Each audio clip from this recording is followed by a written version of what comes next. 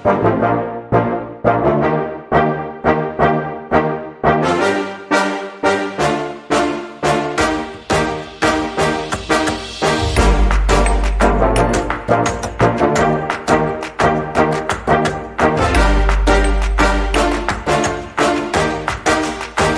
morning mga groomers. Once again, this is Fritz Sinisa and welcome to my vlog. So mga groomers, before we continue, please don't forget to like and subscribe for more videos in the future, and also so that you'll be updated on our videos in the future as well. Also mga groomers, before we continue, I just want to shout out lang sa ating mga subscribers, mga followers.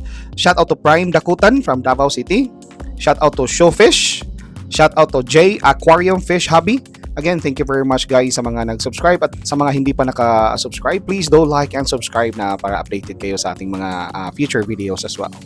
Okay, so mga ka-groomers, our content for today, this is in regards on our filter upgrade na naman tayo mga ka-groomers. Kasi medyo ang nangyari kasi sa filter natin dito mga groomers, as you can see on the video, since naka-direct sunlight tayo and plastic lang yung mga box natin, or ano bang tawag dito, filter box.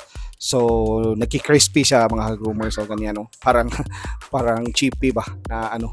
So delikado siya mga groomers, baka bumigay. So and also ang ano ko dito, yung concern ko dito is transparent kasi siya mga ka-groomers. So basically madaling maglumot or madaling kumapal yung lumot kasi pumapasok yung yung sinag ng araw.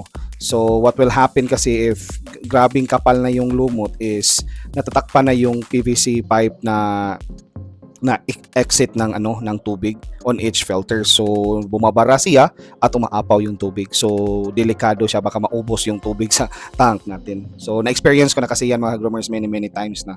So ang mangyayari is kahit linisan or kunin ko araw-araw yung mga lumot na nasa filter, is after 2 to 3 days ang kapal na naman ng mga lumot. So yun yung hindi ko naisip before, but again, it's charge on experience na rin natin sa ating hobby.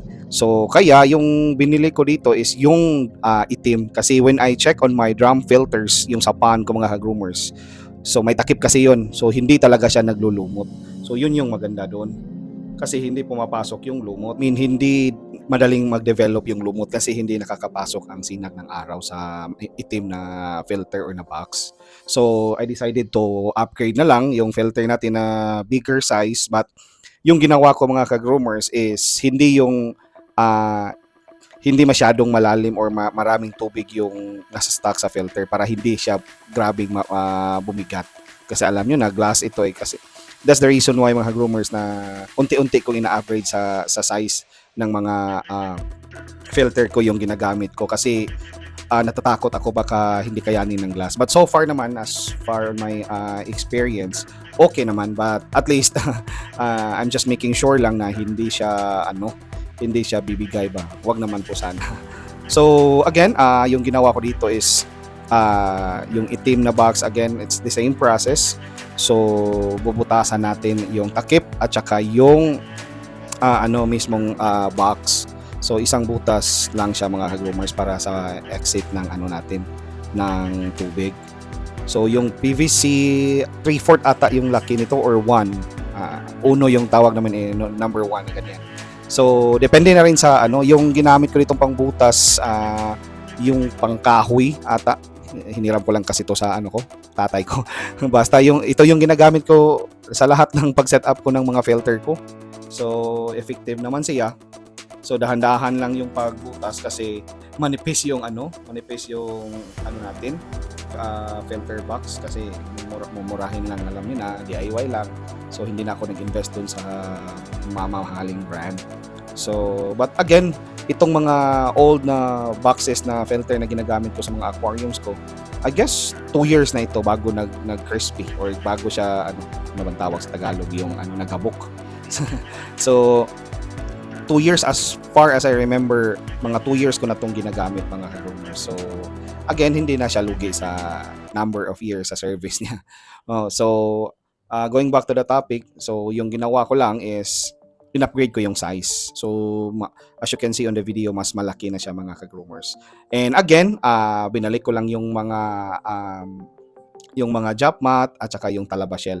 Yung talaba shell, medyo nilimit ko lang kasi baka lalong bumigat. So, hindi masyadong maraming talaba shell yung ginagamit ko, yung binalik ko, pero nag-add ako ng foam. Since walang drop mat available dito, yung pinakamakapal na drop mat yung ginagamit ko sa mga filter ko, bumili na lang ako nung yung nakapack. Ano bang pangalan nito? Basta yun na, yung kulay green na makikita nyo sa video mga ka-groomers.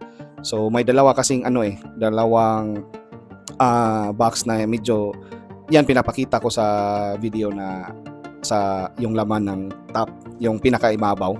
Medyo dalawang jump mat lang kasi yung nakalagay. So bumili na lang ako ng yung kulay green na na filter para jump mat ba yung tawag nito.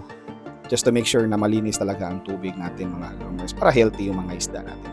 So, ito lang yung gusto ko i-share sa inyo mga ka-groomers, mga DIY lang tong natin, nung mini backyard farm natin. So, again, effective naman siya so far sa tagal ko, sa 5 years, almost 6 years ko nasa goldfish. DIY lang lahat ng ginagamit ko. Again, depende talaga yan sa pag-aalaga ng natin mga groomers and sa effort talaga sa pag-water change. So malaki talaga ang factor ng water change. As far as my experience is concerned, sa rancho talaga mga ka-groomers, if napapabayaan mo yung quality ng tubig mo, maraming changes sa ng rancho, especially may mga curve na nag-iiba at saka yung kulay nila at saka yung tail nila. So marami talagang factor na pwedeng mangyari pag napabayaan yung water quality. So that's the reason why na ina-advise ko talaga is to maintain a good water quality, especially on nagpa-power feeding kayo or nagro-groom kayo ng mga isda. So again, hopefully may maitulong tong video natin, short video natin. And once again, this is Freight Sinisa. Thank you for watching. See you on the next vlog.